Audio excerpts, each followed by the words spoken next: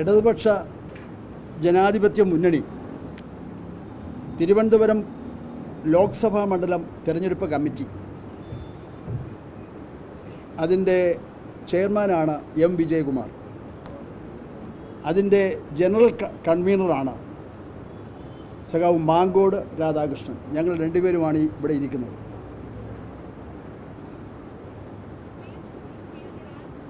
ഈ തിരഞ്ഞെടുപ്പുമായി ബന്ധപ്പെട്ട ചില പ്രധാന കാര്യങ്ങൾ പറയുന്നതിന് വേണ്ടിയാണെന്ന് ഇങ്ങനെ ഒരു പത്രസമ്മേളനം തന്നെ വിളിക്കാനിടയായത്. ഇപ്പോൾ തിരഞ്ഞെടുപ്പ് പ്രഖ്യാപിക്കപ്പെട്ട അതിൻ്റെ ഭാഗമായി തിരഞ്ഞെടുപ്പ് പെരുമാറ്റച്ചട്ടം രാജ്യത്താകെ നിലവിൽ വന്നു കഴിഞ്ഞിരിക്കുകയാണ്. ഇനി എല്ലാ കാര്യങ്ങളും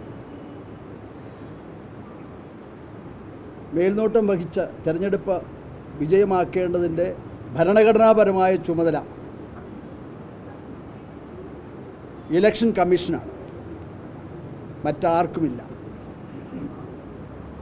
മറ്റാർക്കുമില്ലെന്ന് പറഞ്ഞാൽ കേന്ദ്ര ഗവൺമെൻറ്റിനില്ല, സംസ്ഥാന ഗവൺമെൻറ്റിനില്ല, മറ്റാർക്കും തന്നെ ഇല്ല.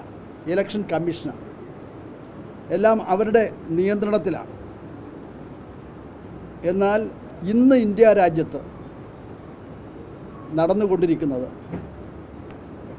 നഗ്നമായ നിയമ ലംഘനമാണ്, പെരുമാറ്റച്ചട്ടങ്ങളുടെ ലംഘനമാണ്. 952 മുതലുള്ള പാർലമെൻറ്റ് തിരഞ്ഞെടുപ്പുകൾ പരിശോധിച്ചാൽ, ഇത് 18ാം ലോക്സഭാ തിരഞ്ഞെടുപ്പാണ്, പരിശോധിച്ചാൽ ഇന്നുവരെ ഉണ്ടായിട്ടില്ലാത്ത സംഭവഗതികളാണ് നടന്നുകൊണ്ടിരിക്കുന്നത്.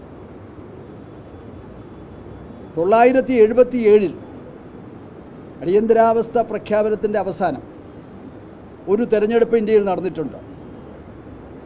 പക്ഷേ ആ തെരഞ്ഞെടുപ്പിലും, അടിയന്തരാവസ്ഥ പ്രഖ്യാപിക്കപ്പെട്ടതിന് ശേഷമാണെങ്കിലും ആ തെരഞ്ഞെടുപ്പിലും പെരുമാറ്റച്ചട്ടം, തെരഞ്ഞെടുപ്പ് കമ്മീഷൻ്റെ റോള് പ്രധാനമായിരുന്നു. എന്നാൽ സ്വതന്ത്ര ഇന്ത്യയുടെ ചരിത്രത്തിൽ ആദ്യമായിട്ടാണ് തെരഞ്ഞെടുപ്പ് പ്രഖ്യാപിക്കപ്പെട്ടതിന് ശേഷം ഇലക്ഷൻ കമ്മീഷൻ്റെ അറിവില്ലാതെ ഒരു അസാധാരണമായ നടപടി, അതാണ് മിനിഞ്ഞാന്ന് രാത്രി ദില്ലിയിൽ നടന്നത്. ദില്ലിയിലെ ഒരു മുഖ്യമന്ത്രി, അതും ഒരു ഭരണഘടനാ സ്ഥാനമാണ് മുഖ്യമന്ത്രി, ആ പദവിയിലിരിക്കുന്ന ഒരാളെ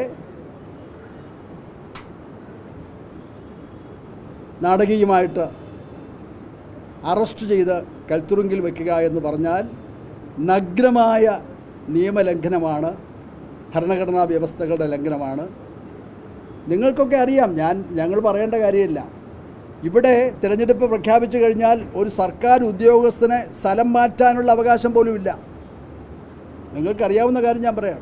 പ്രഖ്യാപിക്കപ്പെട്ടാൽ ഒരു സർക്കാർ ഉദ്യോഗസ്ഥനെ നടപടിയെടുക്കുകയല്ല, സ്ഥലം മാറ്റാനുള്ള അവകാശം പോലും ഇല്ലാത്ത ഒരു രാജ്യത്താണ് ഒരു ഉന്നത സ്ഥാനം, ഭരണഘടനാ പദവി അലങ്കരിക്കുന്ന ഒരു മുഖ്യമന്ത്രി, തിരഞ്ഞെടുക്കപ്പെട്ട ഒരു മുഖ്യമന്ത്രിയെ അറസ്റ്റ് ചെയ്യുന്നത്. വാസ്തവത്തിൽ ഇതിൽ ആദ്യം ഇടപെടേണ്ടത് തിരഞ്ഞെടുപ്പ് കമ്മീഷനാണ്, പിന്നെ ഇടപെടേണ്ടത് സുപ്രീം കോടതിയാണ്. ഇതാണ് നടക്കുന്നത്. എല്ലാവരും ഞെട്ടിച്ചു. ഇപ്പോൾ ഇന്ത്യയിൽ ഇപ്പോൾ നിലനിൽക്കുന്നത് അടിയന്തരാവസ്ഥയാണോ എന്ന് ചോദിച്ചാൽ പ്രഖ്യാപിക്കപ്പെട്ടിട്ടില്ല. പ്രഖ്യാപിക്കാത്ത ഒരു അടിയന്തരാവസ്ഥയാണ്, അപ്രഖ്യാപിത അടിയന്തരാവസ്ഥയാണ് ഇന്ത്യയിൽ ഇപ്പോൾ നിലനിൽക്കുന്നത്. എന്നാൽ ദേശീയ തലത്തിൽ ഇത് കാണുമ്പോൾ ഞങ്ങൾക്ക് ഇവിടുത്തെ കുറച്ച് കാര്യങ്ങൾ പറയാനുണ്ട്. അതാണ്, ദേശീയ തലത്തിൽ ഇതാണ് സ്ഥിതിയെങ്കിൽ തിരുവനന്തപുരം പാർലമെൻറ്റിൽ ഒരുപാട് കാര്യങ്ങളുണ്ടെങ്കിലും വളരെ ഗൗരവമേറിയൊരു പ്രശ്നമാണ് തിരുവനന്തപുരം പാർലമെൻറ്റ് മണ്ഡലത്തിൽ മത്സരിക്കുന്ന BJPയുടെ സ്ഥാനാർത്ഥി. അദ്ദേഹം യൂണിയൻ മിനിസ്റ്ററാണ്, ഇലക്ട്രോണിക്സ് ആൻഡ് IT മന്ത്രിയാണ്, ശ്രീ രാജീവ് ചന്ദ്രശേഖർ. അദ്ദേഹമാണ് ഈ തെരഞ്ഞെടുപ്പിലെ തിരുവനന്തപുരം പാർലമെൻറ്റിലെ BJP സ്ഥാനാർത്ഥി. അദ്ദേഹം കഴിഞ്ഞ 4-ാം തീയതിയാണ് ഇവിടെ വരുന്നത്. അതിനു മുമ്പല്ല, 4-ാം തീയതി എത്തുന്നതേ ഉള്ളൂ. 4-ാം തീയതിക്ക് ശേഷമാണ് തിരഞ്ഞെടുപ്പ് പ്രഖ്യാപിക്കപ്പെട്ടത്. അദ്ദേഹം തിരഞ്ഞെടുപ്പ് പ്രഖ്യാപിച്ചതിന് ശേഷം നടത്തുന്ന എല്ലാ പ്രവർത്തനങ്ങളും നിയമലംഘനമാണ്. സാധാരണ ഏതെങ്കിലും ഒരു കാര്യം മാത്രമാണല്ലോ നമ്മൾ പറയുക, ഇതങ്ങനെയല്ല. അദ്ദേഹം തിരഞ്ഞെടുപ്പിൽ മത്സരിക്കുന്നത് ശ്രീ രാജീവ് ചന്ദ്രശേഖരൻ എന്ന പേരിലല്ല, union minister Rajeev Chandrasekharan. Union minister Rajeev Chandrasekharan എന്നാണ് അദ്ദേഹം കമ്മ്യൂണിക്കേറ്റ് ചെയ്യുന്നത്. ഇതാ അതിൻ്റെ ഏറ്റവും വലിയ തെളിവാണ് ഇന്നലെ ഉണ്ടായ സംഭവം. തിരഞ്ഞെടുപ്പ് പ്രഖ്യാപിച്ച ദിവസം മുതലുള്ള ഒരുപാട് കാര്യങ്ങൾ ഞങ്ങളുടെ കയ്യിലുണ്ട്. ഇന്നലെ അദ്ദേഹം യൂണിയൻ മിനിസ്റ്റർ എന്ന കപ്പാസിറ്റിയിൽ LBSൽ 2 ദിവസത്തിന് മുമ്പ് ഔദ്യോഗികമായിട്ട് കുട്ടികളുടെ യോഗം വിളിക്കാൻ ആവശ്യപ്പെട്ടു. പ്രിൻസിപ്പലിനോട് ഡയറക്ടറോടും ആവശ്യപ്പെട്ടുകൊണ്ട് ആ യോഗം വിളിച്ച് അദ്ദേഹം അഡ്രസ്സ് ചെയ്തു. യൂണിയൻ മിനിസ്റ്റർ എന്ന പേരിൽ. തിരഞ്ഞെടുപ്പ് പ്രഖ്യാപിച്ചാൽ അദ്ദേഹം മിനിസ്റ്റർ അല്ല.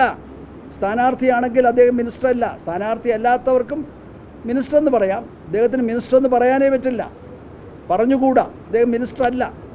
അദ്ദേഹം ഒരു സാധാരണ പൗരനാണ്, ഇന്ത്യൻ പൗരനാണ്, അത്രയേ ഉള്ളൂ. അദ്ദേഹം പരസ്യം, ഇതിൻ്റെ കോപ്പി ഞങ്ങൾ തരുന്നുണ്ട് കേട്ടോ, ഇതിൻ്റെ കോപ്പിയെല്ലാം നിങ്ങൾക്ക് നൽകുന്നുണ്ട്. ഇദ്ദേഹം അത് ചെയ്തു. തികച്ചും നിയമവിരുദ്ധമാണ്, ഭരണഘടനാ വിരുദ്ധമാണ്. വെച്ചാൽ പാർലമെൻറ്റ് തിരഞ്ഞെടുപ്പിൻ്റെ പെരുമാറ്റച്ചട്ടങ്ങളെല്ലാം നഗ്നമായി ലംഘിച്ചുകൊണ്ടാണ് അദ്ദേഹം ഇന്നത്തെ കാര്യമാണ് ഞാൻ പറയുന്നത്, ഇന്നും പ്രവർത്തിച്ചു കൊണ്ടിരിക്കുന്നത്. അദ്ദേഹം ഓരോ സ്ഥലത്തും പോയി കേന്ദ്രമന്ത്രി എന്ന നിലയിലാണ്. അദ്ദേഹത്തിന് വേണ്ടി പ്രവർത്തിക്കുന്ന BJPക്കാരൻ പറയുന്നതും കേന്ദ്രമന്ത്രി വരുന്നു, രാജീവ് ചന്ദ്രശേഖരനല്ല, കേന്ദ്രമന്ത്രി വരുന്നു, എന്താ നിവേദനം കൊടുക്കാനുള്ളത്? എന്താ നിവേദനം? ഇതൊരു പരസ്യമായ രഹസ്യമായി ഇപ്പോൾ മാറിയിരിക്കുകയാണ്. അത്ര ഗൗരവമുള്ള പ്രശ്നമാണ്. ഓരോ ദിവസവും കേന്ദ്രമന്ത്രി എന്ന നിലയിൽ അദ്ദേഹം സ്ഥാപനങ്ങളിൽ പോവുക, വ്യക്തികളെ കാണുക, നിവേദനങ്ങൾ വാങ്ങുക, ഉറപ്പ് കൊടുക്കുക. ഇപ്പോൾ അതല്ലേ ഒക്കെ ഉള്ളൂ, ഉത്തരവല്ല, ഉറപ്പ് കൊടുക്കുക.